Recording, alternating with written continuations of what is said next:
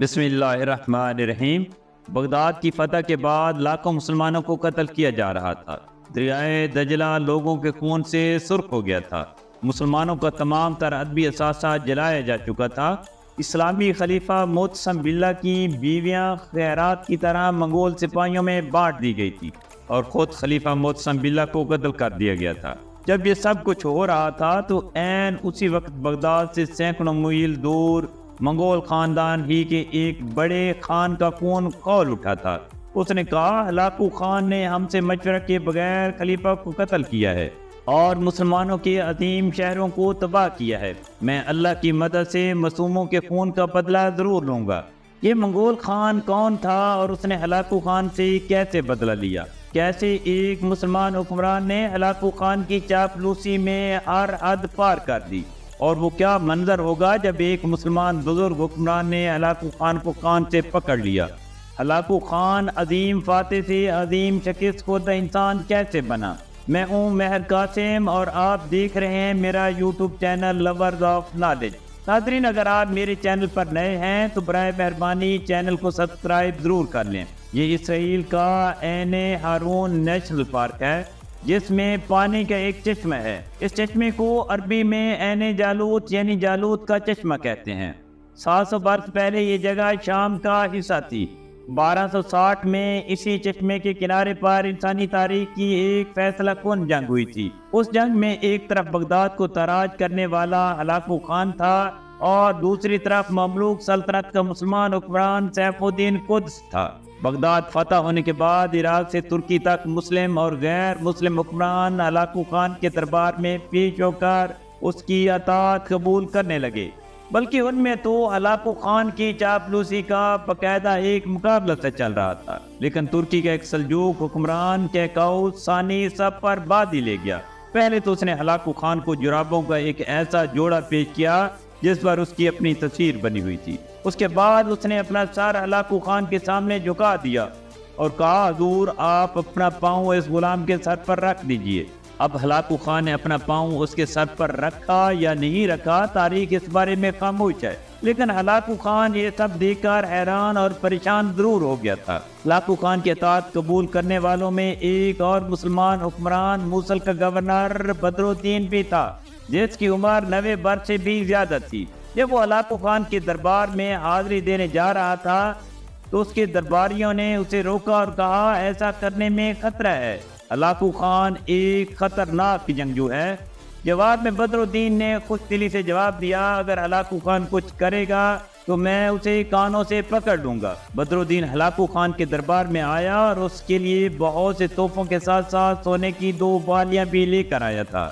منگولوں میں بالیاں پہننے کا رواج تھا، چنانچہ ہلاکو خان نے یہ تحفہ بھی قبول کر لیا۔ یہاں بدر الدین نے درخواست کی کہ وہ یہ بالیاں اپنے ہاتھوں سے ہلاکو خان کو پہنائے گا۔ ہلاکو خان نے یہ درخواست قبول کر لی اور پھر بوڑھے بدر الدین نے کانپتے ہاتھوں سے ہلاکو خان کو یہ بالیاں پہنا دی۔ یوں اس نے اپنے وعدے کے مطابق ایک طرح سے ہلاکو خان کو کانوں سے پکڑ ہی لیا تھا۔ کیکاؤس اور بدر الدین کی طرح اور حکمران بھی آتے گئے اور تحفے دے کر ہلاکو خان کی اطاعت قبول کرتے رہے، مگر شام کے ایوبی حکمران اور مصر کے مملوک ان آنے والوں میں اور تحائف پیش کرنے والوں میں شامل نہیں تھے۔ اس وقت دمشق اور حلب پر صلاح الدین ایوبی کے پڑپوتے ناصر الدین یوسف کی حکومت تھی، جو ایک طاقتور لیکن بزدل حکمران تھا، جبکہ مصر پر مملوک خاندان حکومت کر رہا تھا۔ اس کا حکمران سیف الدین قدس تھا۔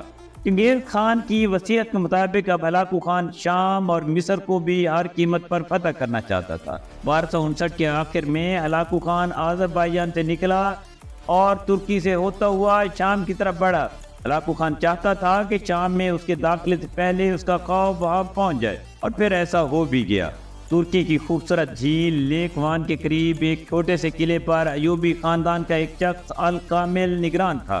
جب ہلاکو خان کی فوج اس قلعے کی طرف بڑھی تو گورنر نے مقابلہ کیا، لیکن ظاہر ہے وہ ہلاکو خان کو مقابلہ نہ کر سکا اور ہار گیا۔ منگولوں نے اسے زندہ پکڑ کر ہلاکو خان کے سامنے پیش کیا۔ ہلاکو خان نے اسے مجبور کیا کہ وہ اپنے ہی جسم کے حصے کاٹ کاٹ کر کھائے۔ اس غیر انسانی سلوک نے جلد ہی گورنر کی جان لے لی۔ منگولوں نے وہاں کے تمام مسلمانوں کو بھی قتل کر دیا۔ اس طرح اس کا خوف پہلے ہی حلب اور دمشق تک پہنچ چکا تھا۔ اس کے بعد ہلاکو خان تیزی سے شامی شہر حلب کی طرف بڑھا۔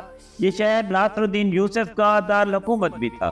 ناصر الدین ہلاکو خان کی آمد سے پہلے ہی شہر چھوڑ کر دمشق جا چکا تھا۔ اس کی غیر موجودگی میں شہر کے محافظوں نے ڈٹ کر مقابلہ کیا اور کئی دنوں تک ہلاکو خان کو شہر سے باہر روکے رکھا۔ آخرکار ایک خون ریز لڑائی کے بعد منگولوں نے حلب شہر پر قبضہ کر لیا۔ ہلاکو خان کی فوج میں شامل جارجیا کے عیسائی سپاہیوں نے حلب کی جامع مسجد شہید کر دی اور شہر کے زیادہ تر مسلمان قتل کر دیے۔ حلب کی فتح کے بعد اب ہلاکو خان دمشق کی طرف بڑھا۔ ناصر الدین یوسف نے ہلاکو خان کے مقابلے کے لیے یہاں بہت سی فوج جمع کر لی تھی، لیکن صلاح الدین ایوبی کا پڑپوتا خود ہمت ہار چکا تھا۔ اسے لگتا تھا کہ وہ منگولوں سے نہیں لڑ سکتا، چنانچہ اس کے وہ کمانڈر جو منگولوں سے لڑنا چاہتے تھے وہ اسے چھوڑ کر مصر میں مملوک سلطنت کی طرف جانا شروع ہو گئے۔ ان میں ایک کمانڈر ببرس بھی تھا، وہ منگولوں سے دو ہاتھ کرنے کے لیے بے چین تھا۔ یہ لوگ مصر پہنچے اور وہاں کے مملوک سلطان سیف الدین قدس کی فوج میں شامل ہو گئے۔ ناصر الدین یوسف نے اپنی جان بچانے کے لیے دمشق کو چھوڑ دیا۔ ناصر الدین کی غیر موجودگی اور تجربہ کار کمانڈروں کے چلے جانے کے بعد منگولوں نے بہت آسانی سے دمشق بھی فتح کر لیا اور دمشق کے گورنر کا سر قلم کر دیا۔ اب ناصر الدین یوسف کی سلطنت ختم ہو چکی تھی اور وہ شام کے مختلف علاقوں میں مارا پھر رہا تھا۔ تو جلد ہی وہ ایک جگہ سے واپسی پر منگولوں کے ہتھے چڑھ گیا اور اسے ہلاکو خان کے پاس بھیج دیا گیا، جہاں وہ اپنی موت تک قید رہا۔ اب شام پر منگولوں کی حکومت قائم ہو چکی تھی۔ منگول فوج نے اپنی پیش قدمی جاری رکھی اور مصری علاقے صحرائے سینا تک پہنچ گئی، حتیٰ کہ منگولوں نے غزہ میں بھی اپنی فوجی بیس قائم کر لی تھی۔ پھر اچانک ایک ایسا واقعہ پیش آیا جس نے ہلاکو خان کو عظیم فاتح سے ایک قابل رحم شکست خوردہ انسان بنا دیا تھا۔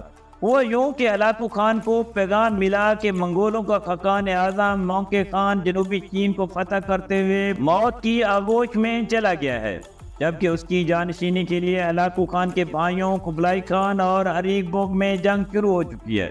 مونکے خان کی اچانک موت اور جانشینی کی لڑائی نے ہلاکو خان کو پریشان کر دیا۔ اس نے مصر پر حملے کا پلان روک دیا اور اپنے کمانڈر کے بوکر کی سربراہی میں 20,000 کے قریب فوج شام میں چھوڑی اور خود باقی فوج کے ساتھ آذربائیجان چلا گیا۔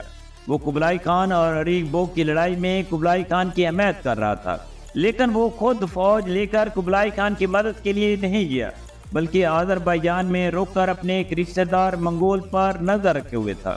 یہ رشتہ دار ہلاکو خان اور قبلائی خان دونوں کے لیے کسی وقت بھی خطرہ بن سکتا تھا۔ یہ منگول چنگیز خان کا پوتا اور جوجی خان کا بیٹا تھا اور اس کا نام تھا برقی خان۔ منگول سلطنت کے اس حصے کو جہاں برقی خان حکومت کرتا تھا گولڈن ہارڈ کہا جاتا تھا۔ اب قبلائی خان اور اریک بوگ کی لڑائی میں جہاں ہلاکو خان قبلائی خان کا ساتھ دے رہا تھا تو برقی خان کی ہمدردیاں اریک بوگ کے ساتھ تھی۔ چنانچہ قبلائی خان اور اریک بوگ کی خانہ جنگی کے دوران 4 برس ہلاکو خان کو آذربائیجان ہی میں رکنا پڑا تاکہ برقی خان کو قبلائی خان کے خلاف کسی فوجی مہم پر جانے سے روکا جا سکے۔ اسی وجہ سے ہلاکو خان شام سے غیر حاضر رہا اور یہ غیر حاضری منگولوں کو بہت مہنگی پڑنے والی تھی۔ ہلاکو خان مصر کو اپنی سلطنت کا حصہ بنانا چاہتا تھا، چنانچہ اس نے اپنے سفیر مملوک کے دربار میں بھیجے اور انہیں اپنی اطاعت قبول کرنے کا حکم دیا۔ مصر کا مملوک سلطان سیف الدین بوڑھا ہو چکا تھا، مگر وہ بزدل ہرگز نہیں تھا۔ اس نے منگولوں کی غلامی کا طوق پہننے کی بجائے لڑ کر مرنا بہتر سمجھا۔ اس نے منگول سفیروں کو قتل کروا دیا اور غزہ میں منگول فوجی اڈے پر حملہ کر کے اسے تباہ و برباد کر دیا۔ جب منگول کمانڈر کے بوکا کو مملوک فوج کی پیش قدمی کا پتہ چلا تو وہ بھی دمشق سے مصر کی طرف بڑھا۔ مملوک اور منگول فوجوں کا سامنا عین جالوت کے تاریخی مقام پر ہوا، کیونکہ اب اسرائیل کا حصہ ہے۔ مملوک تعداد میں تو زیادہ تھے مگر ان کی فوج منگولوں کی طرح ڈسپلنڈ اور ٹرینڈ نہیں تھی، لیکن مملوکوں کو ایک ایڈوانٹیج بہرحال حاصل تھا۔ ان کے پاس ایک انتہائی تجربہ کار کمانڈر ببرس موجود تھا۔ ببرس عین جالوت کے علاقے سے اچھی طرح واقف تھا، چنانچہ سیف الدین کے مشورے سے جنگ کی ساری پلاننگ اسی کمانڈر نے کی۔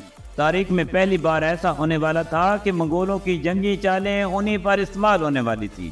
3 ستمبر 1260 کے روز دونوں لشکروں میں لڑائی شروع ہو گئی۔ ببرس نے منگولوں کی جنگی حکمت عملی انہی کے خلاف استعمال کی۔